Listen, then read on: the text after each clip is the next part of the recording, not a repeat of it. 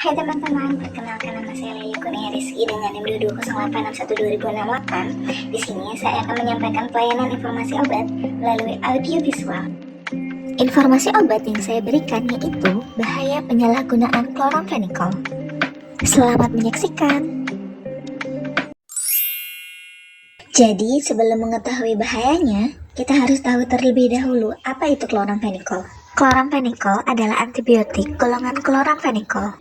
Antibiotik ini bekerja dengan menghambat sintesis protein bakteri dengan mengikat secara terbalik ke subunit 50S ribosom, sehingga menghambat pembentukan ikatan peptida. Dari mekanisme tersebut, diketahui bahwa chloramphenicol merupakan obat yang digunakan dalam melawan infeksi bakteri. Contohnya bakteri Salmonella typhi, Salmonella enterica, Salmonella sp, dan Burkholderia cepacia. Antibiotik bukan hanya dapat diberikan pada manusia, tapi juga hewan ternak. Bila penggunaannya tepat, chloramphenicol bisa menjadi benteng yang dapat melindungi manusia dan hewan ternak dari bakteri. Namun, chloramphenicol seringkali disalahgunakan.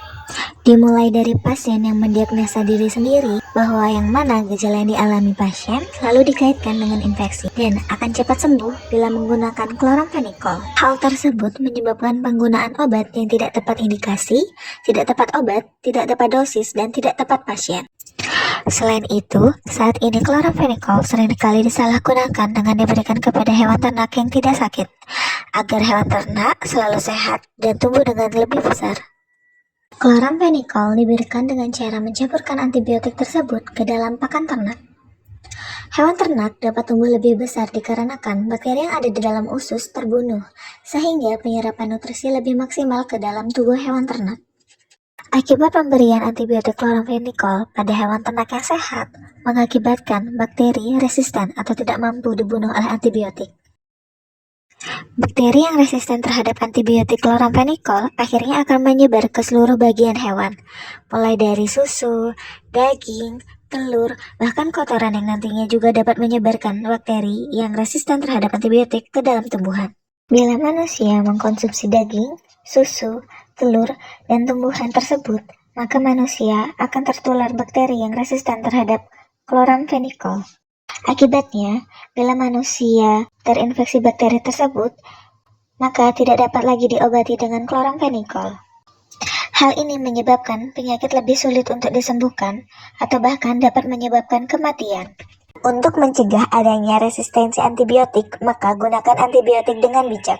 Yang pertama yaitu, jangan lakukan self-diagnose, tapi langsunglah datang ke tenaga ahli atau dokter. Yang kedua yaitu gunakan antibiotik sesuai dengan dosis, frekuensi, jam, lama waktu penggunaan yang telah ditetapkan oleh dokter, baik untuk diri sendiri maupun untuk hewan peliharaan atau hewan ternak. Yang ketiga yaitu jangan gunakan antibiotik pada hewan peliharaan yang sehat atau hewan ternak yang sehat.